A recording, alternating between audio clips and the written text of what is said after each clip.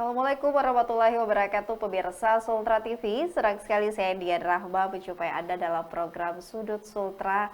Dan pemirsa, pada kesempatan kali ini sesuai dengan instruksi dari pemerintah pusat ya, Bapak Presiden Prabowo Subianto mengenai adanya instruksi kebijakan work from home ya atau WFH, yang ini memang diwajibkan bagi para aparatur sipil negara dan tidak menutup kemungkinan juga di sektor swasta menyesuaikan dengan adanya kebijakan WFH ini.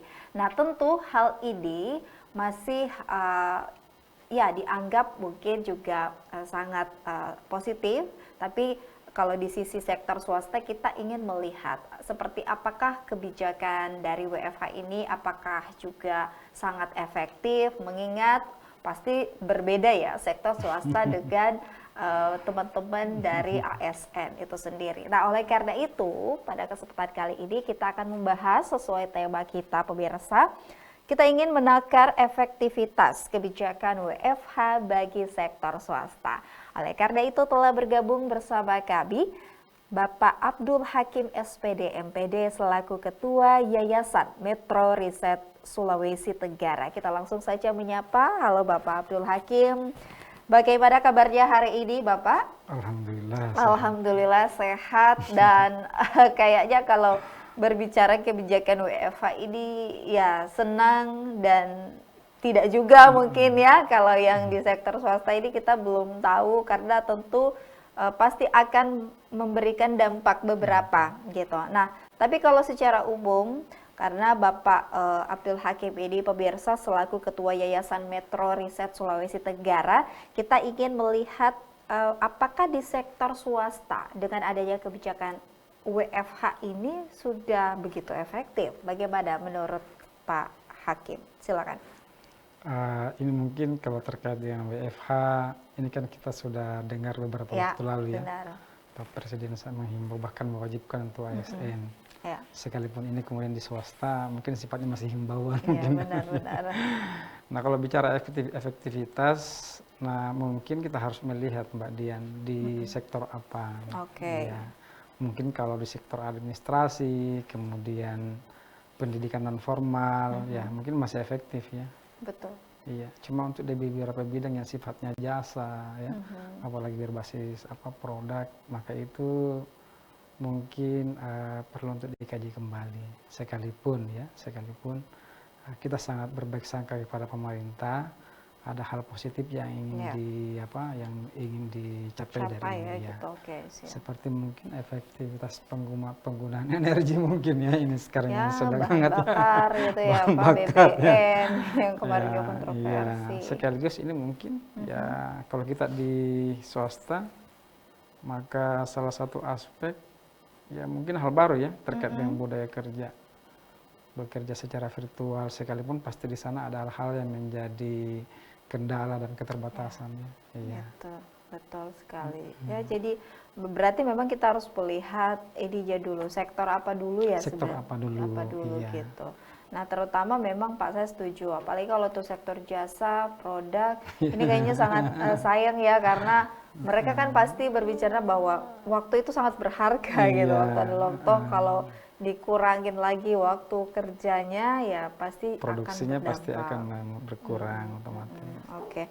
Tetapi Pak, dengan adanya hal ini otomatis berarti ya itu selain melihat sektor apa dulu, apakah juga memang perlu ada kajian-kajian ulang juga khususnya mungkin dari pihak-pihak perusahaan di swasta ya Pak ya, kita bicaranya di swasta ini perlu ada mungkin ya opsi lain dalam, kan tadi tujuan WFH ini kita sudah jelas untuk mengurangi ya penggunaan BBM itu sendiri, aktivitas betul.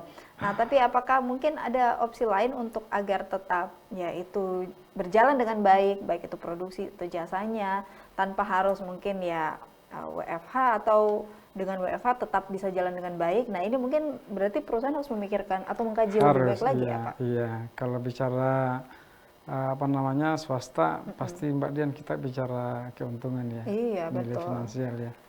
Sehingga mungkin kalaupun ini akan nantinya akan menjadi sebuah keharusan wajib, maka Mungkin perlu dilihat kalau misalnya di tempat saya ada bengkel mungkin ya. Oh iya iya. Kalau misalnya untuk produksi pengelasan misalnya, mungkin di bidang-bidang tertentu seperti mungkin di pemasarannya ya, mungkin Oke. bisa menggunakan pemasaran digital, tidak perlu door to Ya, door untuk menawarkan iya, gitu ya. betul, betul.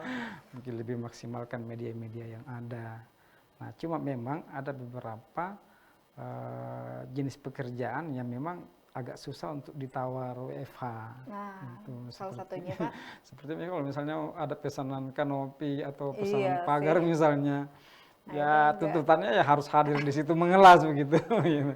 itu mau nggak Ya, mau tuh udah ada mau WFA ya Pak. nggak ada tawar menawar mungkin. Iya Nah, iya. kecuali mungkin kalau misalnya pekerjaannya mungkin part-part kecil ya, misalnya mungkin membuat trali jendela ya. Oke. Mungkin mesin lasa masih mungkin masih bisa diangkat ke rumah, kemudian dikerjakan di rumah. Yang penting listriknya dayanya mungkin masih mencukupi. Gitu Oke. ya. Tapi tetap efektivitasnya karena ini juga banyak kaitannya Mbak Dian kalau kita Iya. bicara bekerja pengawasan gitu ya. Benar. Kemudian kualitas produk, kalau dia cuma pekerja pasti ada yang apa namanya yang Penyedia ya atau ahlinya, iya, maksudnya betul, ya betul. instrukturnya yang lihat gitu ya. Mm-mm. Kalau kayak pendidikan di non formal mungkin ini sudah biasa terjadi Mbak Iya Dian kalau ya. di non formal. Jadi Oke.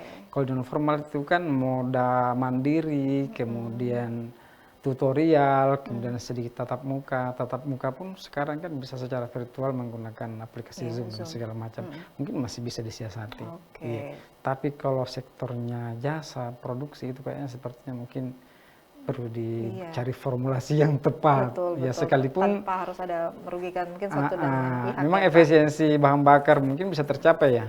Tapi di unit-unit usaha itu jumlah produksi mungkin akan menjadi hal yang sangat mengkhawatirkan. Nah, itu lagi gitu. Jadi intinya adalah berarti ya harus melihat sektor mana yang Iya, memang bisa dengan adanya kebijakan WFH ataupun juga mungkin perlu harus dikaji ulang. Tapi kalau Bapak melihat untuk di Sulawesi Tenggara sendiri, bagaimana sih memang etos kerja juga dari ya seluruh masyarakat kita ya Pak, baik mungkin lebih terkhusus di sektor swasta juga. Sekarang kan di Sultra perusahaan-perusahaan khususnya di bidang swasta ini cukup banyak, baik itu jasa, produk ya, dan mungkin juga perusahaan-perusahaan lain. Nah tentu dengan adanya kebijakan WFH ini selain tadi dikatakan pasti akan berpengaruh terhadap beberapa sektor yang memang sangat menyentuh itu. Nah, apakah juga memang budaya kerja kita di Sultra ini juga sampai sejauh ini sudah cukup baik? Menurut Bapak seperti apa? Kalau di swasta ini bicara swasta Iya, ya. swasta Pak. Ini kaitannya dengan WFH ya. Iya. Kalau WFH swasta secara umum belum membudaya ya. Iya, benar. Ya, bukan budaya yang Di pusat-pusat ibu kota kita sana ya, Pak ya, di Jakarta. Ya usaha ya, bukan namanya usaha, unit usaha UMKM. Efektifnya ya tetap muka. Ya untuk memastikan bahwa apa yang kita tawarkan itu terjual, sesuai dan segala macam, maka memang tatap muka yang paling efektif pasti. Sekalipun pekerjaan-pekerjaan virtual itu juga di beberapa sektor kembali, beberapa sektor seperti sektor pendidikan itu beberapa bidang sangat mungkin. Nah, kecuali mungkin di apa seperti saya kan di lembaga pelatihan kerja. Kalau lembaga pelatihan kerja yang bidangnya itu teknik, itu memang sedikit agak susah untuk virtual. Misalnya untuk di perhotelan yang barista misalnya. Barista, tapi hampir semua jenis keterampilan itu mesti demonstrasi. Ya, Pak. Iya, demonstrasi kemudian by action, kemudian melakukan untuk kemudian bisa membangun kompetensinya. Dengan virtual, dengan melihat tanpa menyentuh, sekalipun itu mungkin bisa ya. Iya, tapi persentase kemungkinan untuk bisa kompeten itu mungkin menjadi pertanyaan yang perlu kita uji cobakan mungkin ya. Iya sih Pak, berarti secara garis besar kayaknya masih perlu dikaji ya efektivitas WFH ini untuk sektor swasta. Sebagai pelaku di swasta mungkin saat ini kalau saya pribadi walaupun ada di situ tujuan efisiensi penggunaan bahan bakar ya, hemat energi ya, sekalipun demikian saya tetap berpikir bahwa kehadiran itu masih jauh lebih efektif. Iya sih Pak, benar-benar. Tapi bukan berarti saya tidak mendukung Ya, gerakan betul. pemerintah. Saya jadi flashback kembali nih Pak, zaman COVID ya, 19. Kita kan iya, ada betul. apa lagi? Pembatasan. Iya, pembatasan kerja ya, PPKM ya, apa ya waktu itu. Nah, ini betul PPKM. Nah, saya tuh sangat ingat sekali di mana kita juga dibatasi kan, bahkan Iya. kadang ke kantor harus menggunakan masker gitu. Pokoknya ruang geraknya agak terbatas lah. Ini kayaknya makin kesini, ini COVID tapi versi lainnya gitu. Dan waktu itu kan sangat terasa ya, Iya, kalau yang itu sangat terasa usaha, sekali ya. Pak. Sangat Tuh bahkan, terasa, ternyata sangat menurun itu bahkan penghasilan. ekonomi di Sultra pada saat itu begitu anjlok karena itu tadi dibatasi, ada tatap muka, terus juga akhirnya kita semua berbasis digital ya, online, mau pesan makan iya online ya, bareng-bareng.